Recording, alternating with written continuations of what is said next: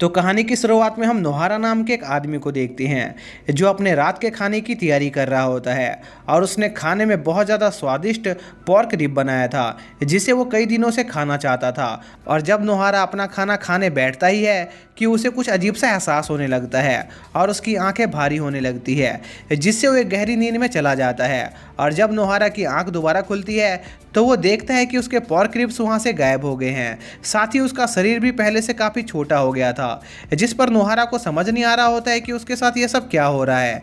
तभी नोहारा देखता है कि वो असल में एक 5 साल का छोटा बच्चा बन गया है और एक शानदार पार्टी में आया हुआ है, जिस पर उसे लगता है कि वो कोई सपना देख रहा है। इसलिए नोहारा वापस सोने चला जाता है, पर इसके बावजूद भी नोहारा अपनी दुनिया में वापस नहीं जा पाता है। तभी नोहारा के पास एक आदमी आता है जो कि उस छोटे लड़के का डैड था, और वो आदमी नोहारा को अपने कुछ दोस्तों से मिलवाने ले जाता है और खुद को उनसे इंट्रोड्यूस करने को कहता है।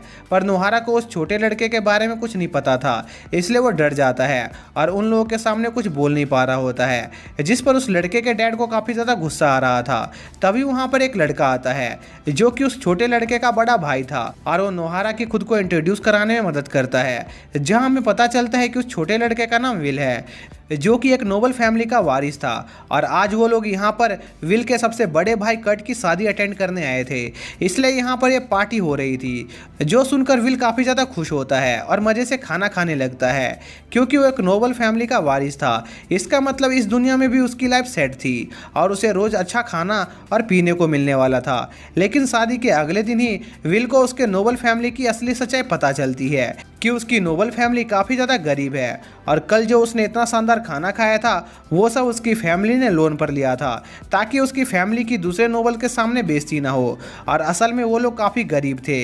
लेकिन इन सब के बावजूद भी विल को उम्मीद होती है कि वो एक अच्छी लाइफ जी लेगा क्योंकि वो इस फैमिली का तीसरा बेटा था। इसका मतलब उसे उनकी जायदाद का एक बड़ा हिस्सा जरूर मिलता।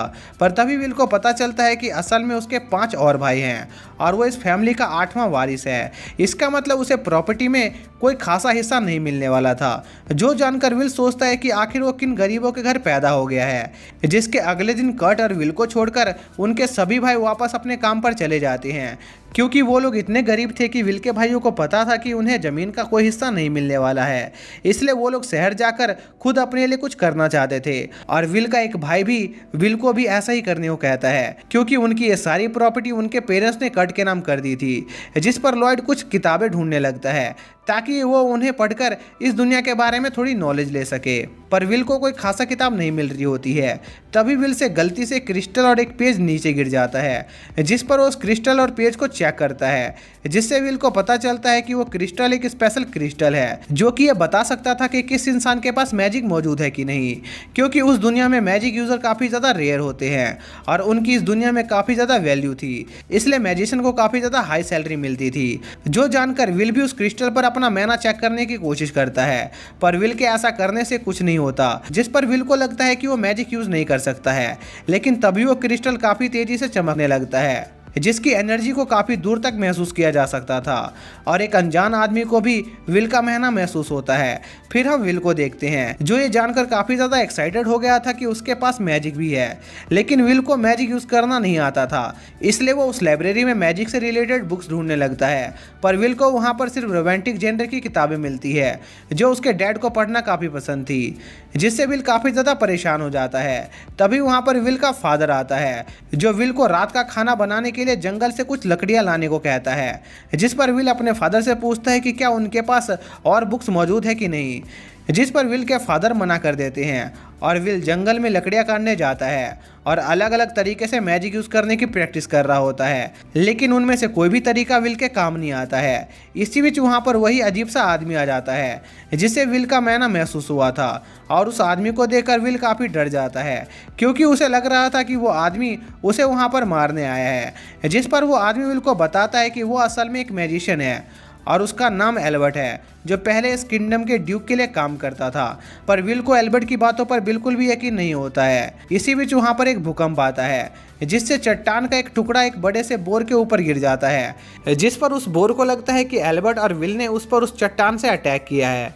इसलिए वो बोर विल और एल्बर्ट पर अटैक करने लगता है, जो देखकर विल वहाँ से भागने की कोशिश करता है, पर वो बोर उनसे काफ़ी तेज होता है और उनके जाने के रास्ते को घेर लेता है। और उन पर अटैक करने आगे बढ़ता है, जिस पर विल फिर से वहां से भागने की कोशिश करता है। पर एल्बर्ट विल को पकड़ लेता है और उसे घबराने से मना करता है, जिसके बाद एल्बर्ट विल को उसके बॉडी के अंदर मौजूद मैना के फ्लो को महसूस करने को कहता है, जिस पर विल अपनी जान बचाने के लिए एल्बर्ट की सारी बातें मानने लगता है। इसी बीच वो बोर विल को जान से मारने वाला होता है। तभी विल विंड मैजिक से उस बोर को पीछे धकेल देता है, जो देखकर विल काफी शॉक होता है, क्योंकि उसने जिंदगी में पहली बार मैजिक का यूज किया था। पर वो बोर अभी भी हार नहीं मानता है और उन पर दोबारा अटैक करने आगे बढ़ता है, जिस पर एल्बर्ट उस बोर को अपने विंड मैजिक से दूर उड़ा देता है, जिससे उस बोर की मौत हो जाती है। और विल को अब एल्बर्ट की बातों पर पूरा यकीन हो गया था और एल्बर्ट विल को बताता है कि विल बहुत जल्दी ही एक पावरफुल मैजिशियन बनने वाला है और एल्बर्ट इसमें विल की पूरी मदद करेगा। जिसके बाद हम अगले दिन का सीन देखते हैं, जहां पर विल फिर से वो सड़ा गला खाना खाकर एल्बर्ट से मिलने चला जाता है, जहां पर विल काफी कंफ्यूज होता है कि आखिर एल्बर्ट उसे मैजिक क्यों सिखाना चाहता है, क्योंकि उसके पास तो एल्बर्ट को देने के लिए कुछ पैसे नहीं थे। जिस पर एल्बर्ट बताता है कि उसे पैसों की कोई जरूरत नहीं है, बल्कि वो विल को अपना डिसाइपल बनाना चाहता है, क्योंकि उसे विल में काफ़ी ज़्यादा पोटेंशियल दिखाई दे रही थी। लेकिन एल्बर्ट विल को उनके इस मैजिक ट्रेनिंग की बात सबसे छिपाने को कहता है, जिस पर विल को समझ नहीं आता है कि एल्बर्ट उसे ये बात छिपाने को क्यों कह रहा है।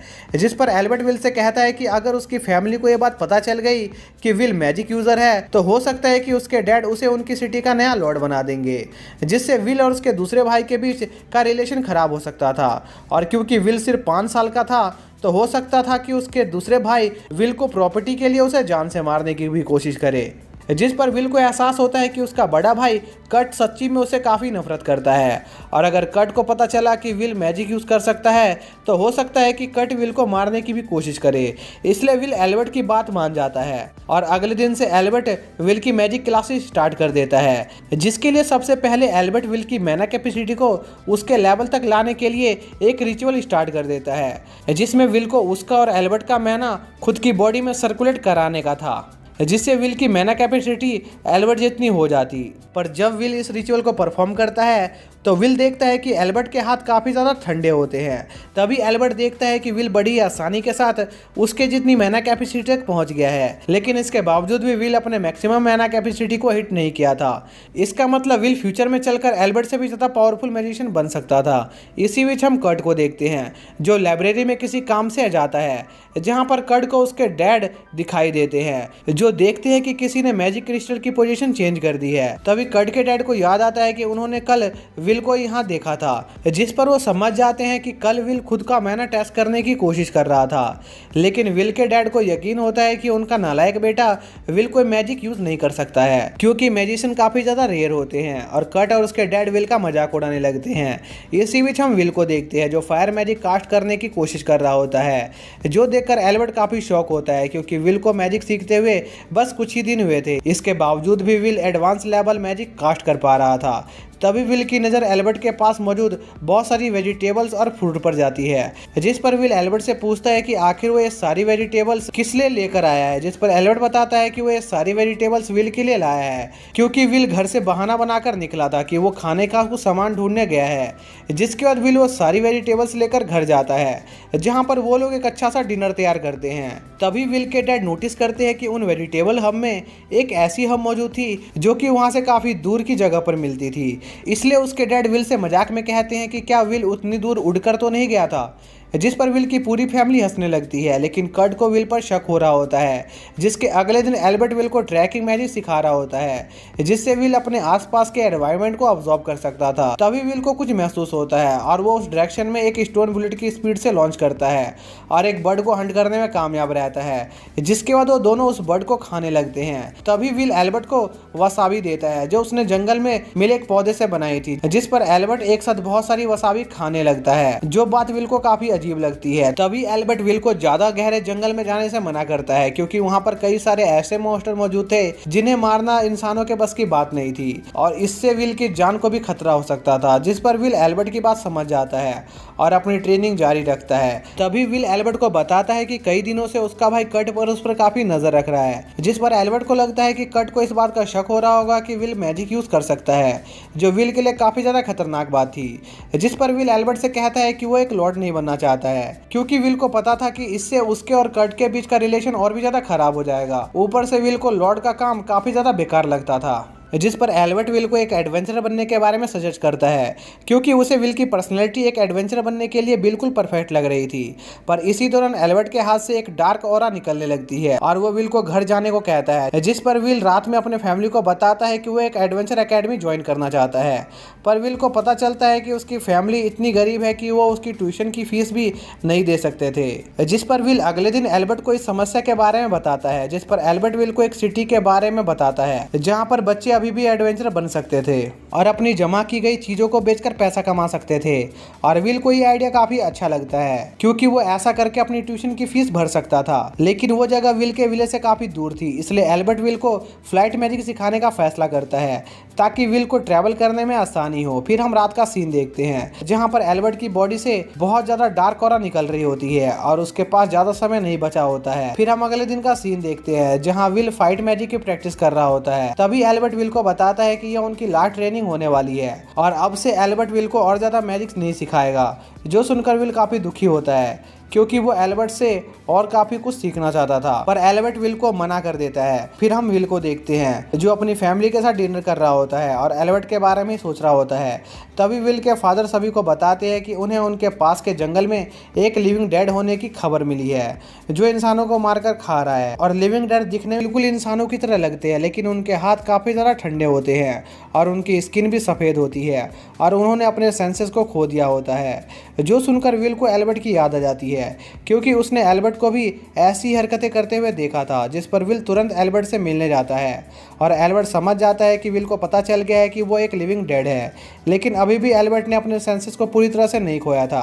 और एल्बर्ट विल को अपनी पूरी स्टोरी बताता है कि एल्बर्ट पहले एक ड्यूक के मैजिकल काउंसिल का हेड था, लेकिन उसके डैड किसी कारण से बीमार पड़ गए। जिस पर एल्बर्ट और ड्यूक का बेटा ड्यूक की बीमारी को ठीक करने के लिए एक स्पेशल हर्ब ढूंढने इंचेंट फॉरेस्ट में गए थे, लेकिन वहां पर उनका सामना बहुत सारे हाई लेवल मॉन्स्टर से हो जाता है, जहां पर ड्यूक के बेटे को बचाते हुए एल्बर्ट की डेथ हो जाती है। लेकिन मौत के समय भी एल्बर्ट को इस बात का रिग्रेट रह गया था कि वो अपने मैजिक की नॉलेज को आगे पास ऑन नहीं कर पाया था और अपनी एक इच्छा पूरी न हो पाने की वजह से एल्बर्ट एक लिविंग डेड बन गया था। पर लिविंग डेड बनने के बावजूद भी एल्बर्ट ने अपने सेंसेस नहीं खोए थे और वो अपनी नॉलेज पास ऑन करने के लिए विल को मैजिक सिखा रहा था। जिसके बाद एल्बर्ट विल को फाइनल मैजिक क्लास देने का फैसला करता है, जिसमें वो विल को हॉली मैजिक सिखाने वाला था और विल को उस हॉली मैजिक का यूज करके एल्बर्ट को जान से मारना था, क्योंकि जल्द ही एल्बर्ट भी अपने सेंसेस खोकर एक इंसानों को खाने वाला मॉन्स्टर बनने वाला था। लेकिन विल एल्बर्ट को जान से नहीं मारना चाहता था, पर एल्बर्ट विल को इसके लिए फोर्स करता है क्योंकि यह उसकी आखिरी इच्छा थी।